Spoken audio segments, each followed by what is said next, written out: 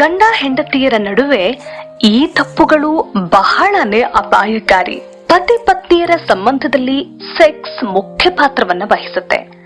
ದಂಪತಿಗಳ ನಡುವೆ ಪ್ರೀತಿ ಮಾತ್ರವಲ್ಲದೆ ನಿಯಮಿತವಾಗಿ ಸೆಕ್ಸ್ ಅನ್ನು ಕೂಡ ತಮ್ಮ ದಿನಚರಿಯ ಭಾಗವಾಗಿಸಿಕೊಳ್ಳುವುದು ಉತ್ತಮ ಅಂತಾರೆ ತಜ್ಞರು. ಇದು ಇಬ್ಬರ ಲೈಂಗಿಕ ಆರೋಗ್ಯ ಸುಧಾರಿಸೋದು ಮಾತ್ರವಲ್ಲ, ಇಬ್ಬರ ನಡುವೆ ಪ್ರೀತಿ ಹೆಚ್ಚಾಗೋದಕ್ಕೂ ಕೂಡ ಕಾರಣವಾಗುತ್ತೆ. ಆದ್ರೆ ಇತ್ತೀಚಿನ ದಿನಗಳಲ್ಲಿ ವರ್ಕಿಂಗ್ ಕಪಲ್ಸ್ ಹೆಚ್ಚಾಗಿರೋದ್ರಿಂದ ಅವರಿಗೆ ಪ್ರತಿದಿನ ಸೆಕ್ಸ್ ನಲ್ಲಿ ಭಾಗವಹಿಸೋದಕ್ಕೆ ಸಾಧ್ಯವಾಗೋದಿಲ್ಲ. ಪತ್ನಿಗೆ ಮಾರ್ನಿಂಗ್ ಶಿಫ್ಟ್, ಪತಿಗೆ ನೈಟ್ ಶಿಫ್ಟ್ ಇದ್ರಂತೂ ಮುಗದೆ ಹೋಯ್ತು. ಅವರಿಬ್ಬರಿಗೆ ಪ್ರೀತಿಯಿಂದ ಮಾತನಾಡೋದಕ್ಕೂ ಕೂಡ ಪುರ್ಸೊತ್ ಸಿಗದೆ ಇರುವಂತಹ ಪರಿಸ್ಥಿತಿ ನಿರ್ಮಾಣವಾಗುತ್ತೆ. ಇನ್ನು ಆತ್ಮೀಯತೆ ಬಿಲ್ಡ್ ಮಾಡುವಂತಹ ಸೆಕ್ಸ್ ಲೈಫ್ ಅವರಿಬ್ಬರ ಮಧ್ಯೆ ಏರ್ಪಡೋದಕ್ಕೆ ಸಾಧ್ಯವೇ ಆಗೋದಿಲ್ಲ. ಇದರ ಜೊತೆಗೆ ಕೆಲಸದಲ್ಲಿ ತೀವ್ರ ಒತ್ತಡ, ದಿನನಿತ್ಯದ ಓಡಾಟದ ಜಂಜಾಟ, ಇವೆಲ್ಲದರ ಕಾರಣದಿಂದ ದಂಪತಿಗಳು ಮಿಲನ ಕ್ರಿಯೆಯಿಂದ ದೂರವೇ ಉಳಿತಾರೆ. ಆದ್ರೆ ಇದು ಉತ್ತಮ ಜೀವನ ಶೈಲಿ ಅಲ್ಲ ಅಂತಾರೆ ತಜ್ಞರು. ಹೀಗಾಗಿ ಒಂದು ನಿಯಮಿತ ಲೈಂಗಿಕ ಜೀವನದ ಸ್ಕೆಡ್ಯೂಲ್ ಹಾಕೊಳ್ಳೋದು ಈ ರೀತಿಯ ದಂಪತಿಗಳಿಗೆ ತುಂಬಾನೇ ಉತ್ತಮ. ಇನ್ನು ಮಿಲನ ಮಹೋತ್ಸವದ ವೇಳೆಯಲ್ಲೂ ಕೂಡ ಗಂಡ ಮತ್ತು ಹೆಂಡತಿ ಕೆಲವೊಂದು ತಪ್ಪುಗಳನ್ನ ಮಾಡಬಾರ್ದು ಅಂತಾರೆ ಲೈಂಗಿಕ ತಜ್ಞರು. ಹಾಗಾದ್ರೆ ಆ ತಪ್ಪುಗಳು ಯಾವ್ಯಾವುದು ಅಂತೀರಾ? ಹೇಳ್ತೀನಿ ಕೇಳಿ. ಮಿಲನಕ್ಕೂ ಮುನ್ನ ಫೋರ್ ಪ್ಲೇ ಮಾಡದೇ ಇರೋದು. ದಂಪತಿಗಳಿಬ್ಬರು ಶಾರೀರಿಕವಾಗಿ ಸೇರುವಾಗ ಅವರ ದೇಹ ಮತ್ತು ಮನಸ್ಸು ಇವೆರಡು ಆ ರತಿಕ್ರಿಯೆಯಲ್ಲಿ ಭಾಗವಹಿಸೋದಕ್ಕೆ ಸಿದ್ಧಪಡಿಸುವಲ್ಲಿ ಫೋರ್ ಪ್ಲೇ ಬಹಳ ಮುಖ್ಯ ಪಾತ್ರವನ್ನ ವಹಿಸುತ್ತೆ. ಆದ್ರೆ ಅವಸರದ ಬದುಕಿಗೆ ಬಿದ್ದು ಅದೇ ಅಭ್ಯಾಸವಾಗಿ ಹೋಗಿರುವವರು ಸೆಕ್ಸ್ ನಲ್ಲೂ ಕೂಡ ಬಹಳ ಆತುರವನ್ನ ತೋರಿಸ್ತಾರೆ. ಫೋರ್ ಪ್ಲೇ ಮಾಡದೆ ಕೇವಲ ಯಾಂತ್ರಿಕವಾಗಿ ನೇರ ಮಿಲನಕ್ಕೆ ಮುನ್ನುಗ್ಗಿ ಬಿಡ್ತಾರೆ. ಹೀಗಾದಾಗ ಇಬ್ಬರಿಗೂ ಖಂಡಿತ ಸಂಪೂರ್ಣ ತೃಪ್ತಿ ಸಿಗೋದಿಲ್ಲ ಅಂತಾರೆ ತಜ್ಞರು.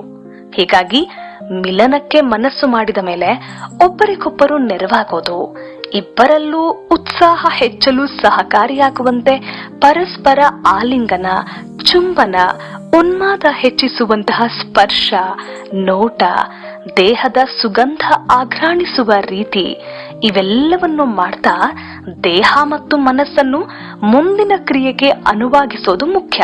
ಹೀಗ್ ಮಾಡಿದಾಗ ಮಾತ್ರ ಸೆಕ್ಸ್ ಅನ್ನ ಉತ್ತಮವಾಗಿ ಅನುಭವಿಸಬಹುದು. ಫೋರ್ ಪ್ಲೇ ಇಲ್ಲದೆ ನೇರವಾಗಿ ಮಿಲನ ಕ್ರಿಯೆ ಮಾಡಿದ್ರೆ ಕೆಲ ಕಾಲದ ನಂತರ ದಂಪತಿಯ ನಡುವೆ ಸೆಕ್ಸ್ ಅನ್ನೋದು ಒಂದು ನಿತ್ಯದ ರುಟೀನ್ ಕೆಲಸವಾಗ್ಬಿಡತ್ತೆ ಅಷ್ಟೇ. ಅವರ ಸಂಬಂಧ ಕೂಡ ಕೇವಲ ಯಾಂತ್ರಿಕವಾಗ್ಬಿಡತ್ತೆ. ಪರಸ್ಪರ ಉತ್ಸಾಹ ಮತ್ತು ಉನ್ಮಾದ ಏರಲು ಅವಕಾಶ ನೀಡದೇ ಇರೋದು.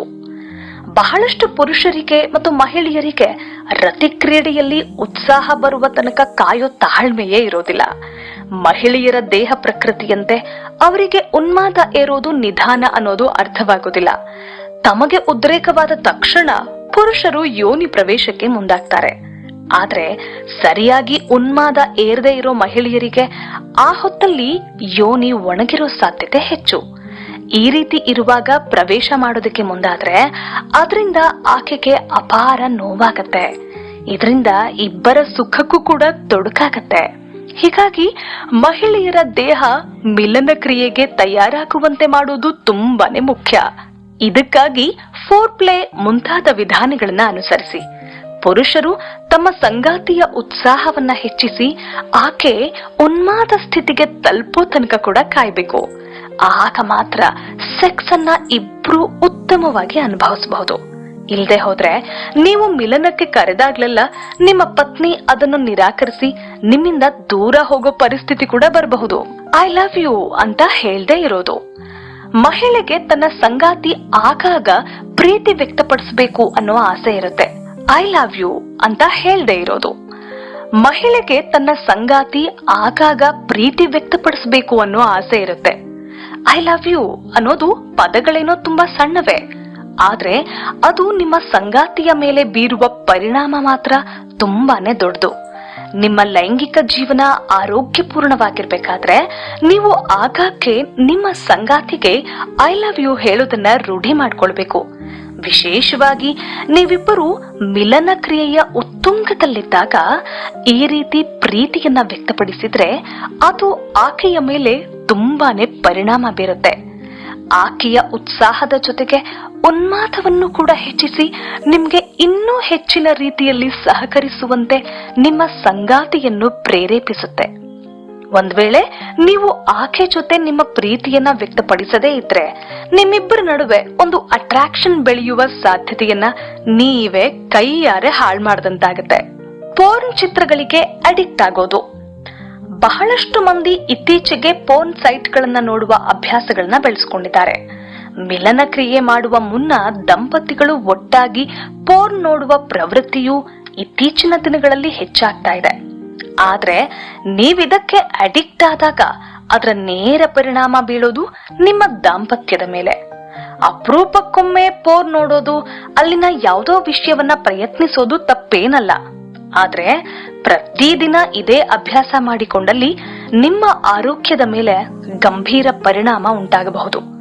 ಮುಖ್ಯವಾಗಿ ಪುರುಷರ ಉದ್ರೇಕ ಸಾಮರ್ಥ್ಯ ಕಡಿಮೆಯಾಗುತ್ತೆ, ಸೆಕ್ಸ್ ಬಗ್ಗೆ ಆಸಕ್ತಿ ಕಡಿಮೆಯಾಗುತ್ತೆ, ಶೀಘ್ರ ಸ್ಖಲನದ ಸಮಸ್ಯೆ ಕೂಡ ಕಾಡಬಹುದು. ಇವೆಲ್ಲ ಸಂಭವಿಸಬಹುದು. ಹೀಗಾಗಿ ಸುಳ್ಳು ನಿರೀಕ್ಷೆಗಳನ್ನು ಹುಟ್ಟಿಸುವಂತಹ ಪೋರ್ನ್ ನೋಡುವ ಚಟಕ್ಕೆ ಬೀಳದ ಹಾಗೆ ನೋಡ್ಕೊಳ್ಳೋದು ಉತ್ತಮ. ನೆನ್ಪಿಡಿ, ಆಸಕ್ತಿಗಳು ಯಾವಾಗ್ಲೂ ಒಂದೇ ರೀತಿ ಇರೋದಿಲ್ಲ.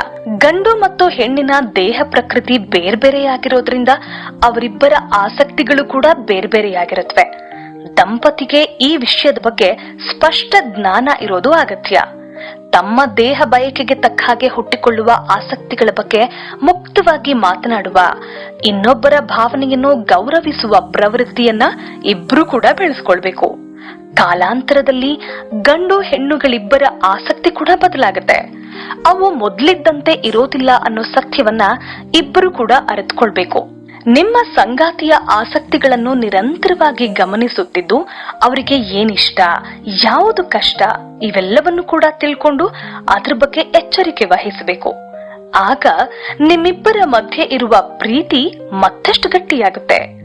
ಮೋಜಿಗೋಸ್ಕರ ಮಾಡುವ ಸೆಕ್ಸ್ ಹೆಚ್ಚು ಕಾಲ ನೆನಪಿನಲ್ಲಿರೋದಿಲ್ಲ. ಆದ್ರೆ ಪ್ರೀತಿಯಿಂದ ಮಾಡುವ ಸೆಕ್ಸ್ ಜೀವನ ಪರ್ಯಂತ ಅಚ್ಚಳಿಯದಂತೆ ನೆನಪಿರುತ್ತೆ. ಇದನ್ನ ನೀವು ಕೂಡ ನೆನ್ಪಿಟ್ಕೊಳ್ಳಿ. ಇನ್ನು ಮಿಲನ ಕ್ರಿಯೆಯಲ್ಲಿ ಸ್ವರ್ಗ ಸುಖ ಅನುಭವಿಸೋದು ಹೇಗೆ ಹೇಳ್ತೀವಿ ನೆಕ್ಸ್ಟ್ ಎಪಿಸೋಡ್ ನಲ್ಲಿ.